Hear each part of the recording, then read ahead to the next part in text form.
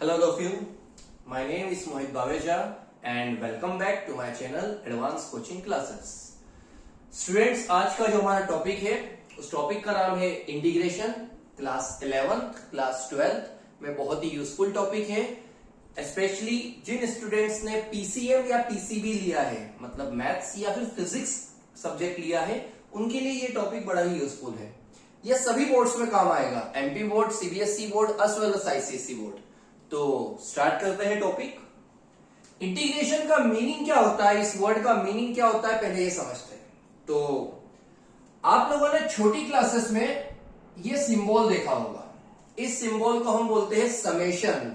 कभी भी हम टोटलिंग करते हैं, एवरेज निकालते हैं, मीन निकालते हैं, तो हम ये सिंबल यूज करते हैं। एक्चुअल में इसे समेशन के साथ कहते हैं डिस्क्रीट समेशन। डिस्क्रीट समेशन करना, अलग अलग वैल्यूज का समेशन करना। इंटीग्रेशन का जो सिंबल है वो कुछ इस तरह से है। इस सिंबल का मतलब भी समेशन होता है, लेकिन ये है कंटिन्यूस समेशन। कंटिन्यूसली आप बहुत सारी वैल्यूज का समेशन इसमें कर सकते हो। आप लोगों को याद होगा हमने एक टॉपिक किया था डिफरेंशिएशन। तो देखा जाए तो डिफरेंशिएशन और इंटीग्रेशन बिल्कुल अपोजिट होते हैं। अगर आप बोलेंगे कि इंटीग्रेशन की डेफिनेशन क्या है, तो integration is the reverse process, opposite process of differentiation. अगर आप लोगों ने डिफरेंशिएशन पढ़ा है तो आप लोगों को इंटीग्रेशन बहुत ही अच्छे तरीके से समझ में आ जाएगा। और अगर आप लोग डिफरेंशिएशन अभी तक आपने नहीं पढ़ा है तो पहले आप लोग डिफरेंशिएशन पढ़िए, उसके बाद इंटीग्रेशन करिए, क्योंकि फर्स्ट स्टेप हमारी डिफरेंशिएशन ही है। डिफरेंशिएशन आएगा उसके बाद ही हमें इंटीग्रेशन आएगा। और सिलेबस में भी जब भी आप अपनी बुक उठा के देखेंगे तो डिफरेंशिएशन चैप्टर पहले होगा, इंटीग्रेशन उसकी बाद की स्टेप होगी, बाद का चैप्टर होगा। स्टार्ट करते हैं इंटीग्रेशन।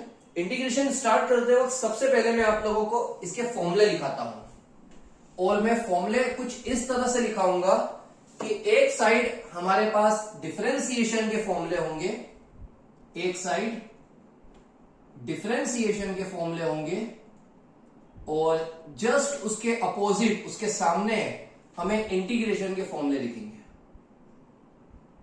अगर आप लोगों को डिफरेंशिएशन के फॉर्मूले याद है तो आप इंटीग्रेशन के फॉर्मूले याद करने में बिल्कुल देरी नहीं लगाओगे, हाथों हाथ आपको याद हो जाएंगे। और अगर आपको डिफरेंशिएशन के फॉर्मूले नहीं भी याद है तो अभी मैं आपको समझाऊंगा, अभी आपको याद हो जाएंगे। फर्स्ट नंबर पे डिफरेंशिएशन का जो सबसे बेसिक फॉर्मूला है वो है D by D x of x की पावर एन।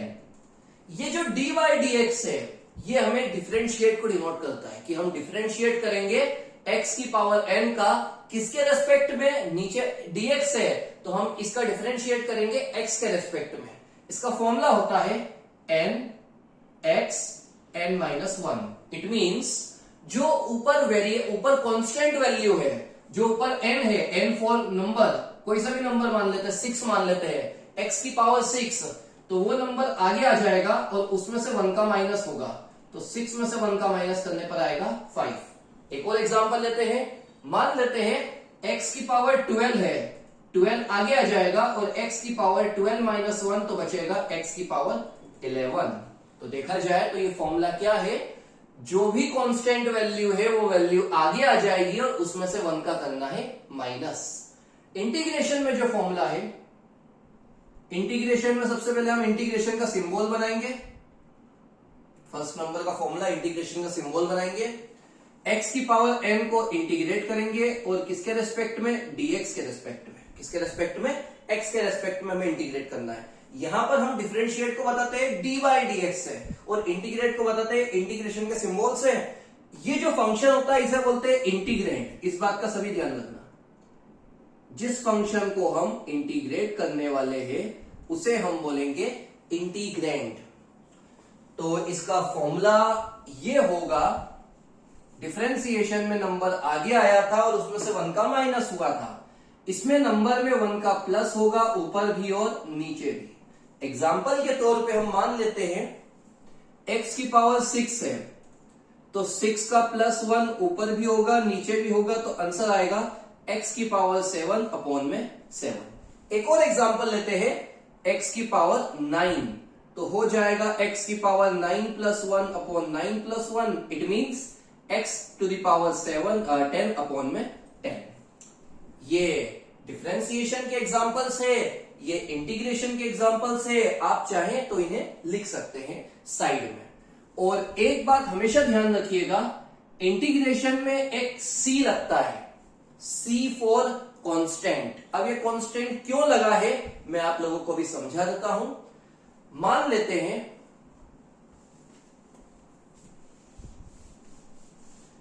हमें किसी वैल्यू का डिफरेंशिएट करना है। मान लेते हैं हमें डिफरेंशिएट करना है x टू द पावर 6 का। मैंने आपको सिखाया कैसे होगा, नंबर आ जाएगा आगे और उसमें से कम होगा तो हो जाएगा 6x टू द पावर 5। अगर आपको बोले कि 6x टू द पावर 5 का इंटीग्रेट करना है, मैंने आपको बोला अपोजिट है बिल्कुल, तो आपको इसका इंटीग्रेट करना है तो कैसे होगा देखना ध्यान से। पावर 5 है, एक पावर क्या हो जाती है 8, तो ऊपर 6, नीचे भी 6, 6 कैंसिल, आंसर आ गया x to the power 6। x की पावर 6 का डिफरेंशिएट करने पर आया 6x की पावर 5 और 6x की पावर 5 का इंटीग्रेट करने पर आया x की पावर 6। देखा जाए तो बिल्कुल अपोजिट हुआ है, बस इस फॉर्मूले के यूज से।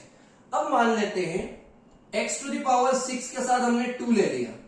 2 कोई सा भी एक कांस्टेंट नंबर है और मैंने आपको डिफरेंशिएशन में सिखाया है कांस्टेंट वैल्यू का डिफरेंशिएशन हमेशा 0 होता है। कांस्टेंट वैल्यू का डिफरेंशिएशन हमेशा 0 होता है, तो ये तो 0 हो गया। 6 आगे आएगा x to the power 5, 6x to the power 5। तो देखा जाए x की पावर 6 का डिफरेंशिएशन भी यही आया, x की पावर 6 प्लस 2 का डिफरेंशिएशन भी यही आया, क्योंकि 2 कांस्टेंट है उसका आंसर 0 आ गया।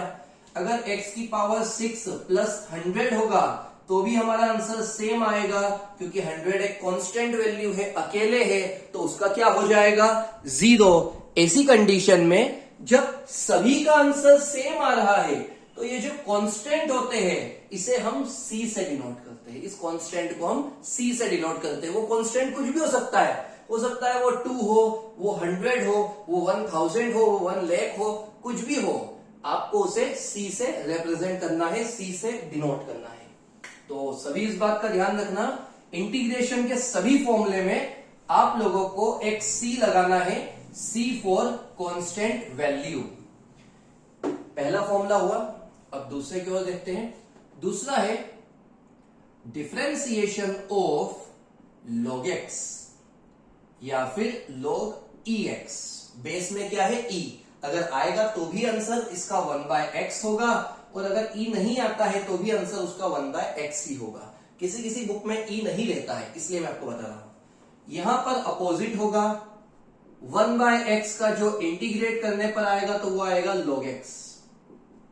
ये हमारा इंटीग्रेशन का सिंबल, इसे हम बोलेंगे फंक्शन। कौन सा फंक्शन? इंटीग्रैंड। और ये x के रेस्पेक्ट में इंटीग्रेट होगा। और c मतलब c फॉर कांस्टेंट। देखा जाए तो अपोजिट फॉर्मूला है बिल्कुल, log x का 1/x और 1/x का log x या फिर log ex। Third formula differentiate of e की पावर x। इसका आंसर यही आएगा e की पावर x, और यहां पर भी सेम होगा। e की पावर x का जब इंटीग्रेट करेंगे तो आंसर e की पावर x ही आएगा। Fourth formula differentiate of a की पावर x। a की पावर x का डिफरेंशिएट होता है a की power x dot log a, और यहां पर जब a की पावर x का इंटीग्रेट करेंगे तो a की power x upon log a आएगा। यहां पर log a मल्टीप्लीकेशन में और यहां पर log a डिवीजन में। Fifth formula differentiate of 1/x। 1/x का डिफरेंशिएट होता है -1/x²। सिमिलरली 1/x² का इंटीग्रेशन हो जाएगा -1/x। देखा जाए 1/x का 1/x², 1/x² का 1/x, माइनस आपको दोनों में उसी साइड लेना है, सॉल्यूशन के साइड में। Sixth formula differentiate of root x. Root x का डिफरेंशिएट होता है 1/2 रूट एक्स, और यहां पर 1/√x का जब इंटीग्रेट करेंगे तो आएगा 2√x प्लस c। देखा जाए तो √x का हो गया 1/2√x, इस 2 को हटा देना, सिर्फ अब 1/√x का इंटीग्रेट करना, तो ये 2 डिवाइड से मल्टीप्लीकेशन में आ जाएगा, तो हो जाएगा 2√x। जिन्हें डिफरेंशिएशन के फॉर्मूले आते हैं उन्हें बड़ा इजी लगा होगा ये, क्योंकि एक साइड मैंने डिफरेंशिएशन के फॉर्मूले लिखे और जस्ट उसका रेसिप्रोकल यहां पर आ गया। 7th formula, differentiation of constant value. Constant value कुछ भी हो सकती है, मान लो 1, मैंने आपको बताया कांस्टेंट वैल्यू का डिफरेंशिएशन होता है 0। और यहां पर 7th formula, integration of constant value, तो यहां पर जब भी इंटीग्रेट होगा कांस्टेंट वैल्यू का तो उस वैल्यू के साथ x आ जाएगा। सभी इस बात का ध्यान रखना, बहुत ही इंपॉर्टेंट फॉर्मूला है। एक तो फर्स्ट वाला कैलकुलेशन के हिसाब से और एक लास्ट वाला।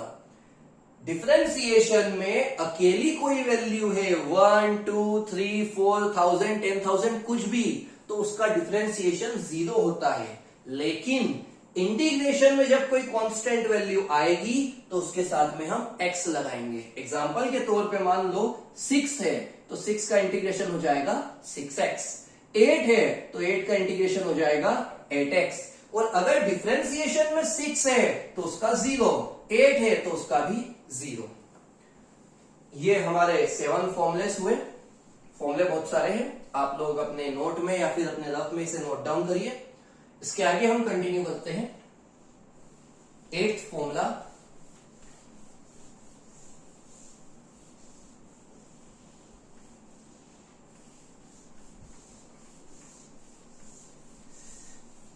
जिन्हें डिफरेंशिएशन याद है उन्हें पता होगा कि sin x का डिफरेंशिएशन होता है cos x। 8th फॉर्मूला है sin x का डिफरेंशिएशन, तो sin x का डिफरेंशिएशन होगा cos x। उसके बाद अगर हम यहां पर cos x का इंटीग्रेशन करेंगे, पूरा अपोजिट चलेगा, cos x का इंटीग्रेशन तो वो आ जाएगा sin x। साथ में प्लस c लगाना मत भूलना, c का मतलब कांस्टेंट होता है और ये इंटीग्रेशन के हर सॉल्यूशन के एंड में आपको लिखना है, बस लिमिट में नहीं आएगा। वो लिमिट क्या है मैं आपको बाद में समझाऊंगा। अगला फॉर्मूला 9th,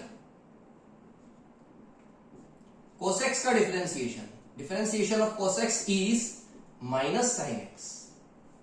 यहां पर सेम होगा। अब मैं sin x का फॉर्मूला पूछ रहा हूं, sin x का इंटीग्रेशन, तो cos x ही आएगा लेकिन साथ में नेगेटिव साइन आ जाएगा। नेगेटिव साइन हमेशा राइट हैंड साइड आएगा। 10th formula, differentiation of 10x will be sec square x and integration of sec square x will be 10x. Next one, differentiation of sec x 10x. सोचो differentiation sec x 10x का क्या होता है, sorry sec x का क्या होता है, तो sec x का डिफरेंशिएशन होता है sec x 10x। उसी तरह से sec x 10x का इंटीग्रेशन क्या होगा, तो sec x 10x का इंटीग्रेशन हो जाएगा sec x। 12th formula, differentiation of cosec x minus cosec x cot x। यहां पर cosec x cot x का हो जाएगा minus cosec x, plus c सभी में लगेगा। Next one, differentiation of cot x, it will be minus cosec square x and integration of cosec square x will be minus cot x। तो ये 6 फॉर्मूले बड़े ही इजी थे, बस आपको डिफरेंशिएशन के फॉर्मूले याद होने चाहिए। अगर आपको ये वाले फॉर्मूले याद है तो आप ऑटोमेटिकली सामने वाले फॉर्मूले लिख सकते हो। पूरा अपोजिट किया है, बस नेगेटिव साइन हमेशा राइट हैंड साइड में आएगा। ये भी आप नोट डाउन करिए। उसके बाद हम स्टार्ट करेंगे इनवर्स फॉर्मूला। ये हो सकता है अगर आप 11th के स्टूडेंट्स हैं या फिर आप 12th में भी गए हैं तो आपने नहीं पढ़े होंगे, ना डिफरेंशिएशन में ना इंटीग्रेशन में, तो अभी आपको याद हो जाएंगे। सिमिलर फॉर्मूले 14th नंबर पे आएगा differentiation of sine inverse x. इसका फॉर्मूला होता है 1/√1 - x²। थोड़ा ध्यान रखना, साइन इनवर्स एक्स का डिफरेंशिएशन 1/√1 - x²। पहले मैं यहां के लिख रहा हूं, डिफरेंशिएशन कोस इनवर्स एक्स का क्या होगा, तो यही होगा, बस एक नेगेटिव साइन आ जाएगा, बस ऊपर एक नेगेटिव साइन आ जाएगा। पूरा फॉर्मूला सेम है, एक याद करोगे एक अपने आप याद हो जाएगा, बस नीचे कोस में नेगेटिव साइन आएगा। इसी तरह से डिफरेंशिएशन tan इनवर्स एक्स का 1/1 + x²। और अगर मैं बात करूं differentiation of cot inverse x, formula same होगा, बस आगे लग जाएगा कि नेगेटिव साइन। 18th नंबर पे differentiation of sec inverse x 1/x √x² - 1। और अगर मैं बात करूं differentiation of cosec inverse x, formula same होगा, बस आगे लग जाएगा नेगेटिव साइन। तो देखा जाए तो ये 6 फॉर्मूले नहीं, ये 3 ही फॉर्मूले हैं। बस आपको ये ध्यान रखना है, साइन के साथ कोस की जोड़ी बनेगी, टेन के साथ कोट की जोड़ी बनेगी, सेक के साथ कोसेक की जोड़ी बनेगी। और इसके बाद ये बात आपको ध्यान रखनी है, आप लोग नोट कर सकते हैं, जो सी वाली वैल्यूज है, कोस, कोट या फिर कोसेक, वो नेगेटिव है, वो हमेशा नेगेटिव है। अब हम इंटीग्रेशन की यही फॉर्मूले रिपीट करेंगे। ये वाले याद होने के बाद आपको पूरा अपोजिट करना है। साइन इनवर्स एक्स का 1/√1 - x² है, तो 1/√1 - x² का साइन इनवर्स एक्स होगा। 15th नंबर पर -1/√1 - x² का कोस इनवर्स एक्स होगा।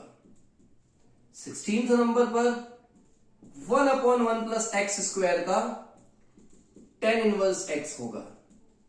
नेक्स्ट वन -1/1 + x² का कोट इनवर्स एक्स होगा। 18th नंबर पर 1/x √x² - 1 का सेक इनवर्स एक्स होगा। और 19th नंबर पर -1/x √x² - 1 का कोसेक इनवर्स एक्स होगा। और सभी में सी आएगा, सी का मतलब होता है कांस्टेंट। ये हमारे मेजर फॉर्मूले जो 19 फॉर्मूले हैं, ये कंप्लीट हुए। आप इन फॉर्मूले को अपनी नोटबुक में या अपने रफ में नोट डाउन करना। इंटीग्रेशन के मैं आपको कुछ फॉर्मूले और लिखाऊंगा, लेकिन अभी नहीं। वो आपको इंटीग्रेशन के फॉर्मूले क्वेश्चंस के टाइप जब करेंगे, हम जब रूल का स्टार्ट करेंगे, तब मैं आपको सारे नोट डाउन कराऊंगा। तो आज का आपका काम ये है कि आपको ये सारे फॉर्मूले अच्छे से याद करना है। अगली वीडियो में हम बेसिक क्वेश्चंस जो होते हैं इंटीग्रेशन के, वो स्टार्ट करेंगे। सभी बेसिक क्वेश्चन इंटीग्रेशन के हम स्टार्ट करेंगे।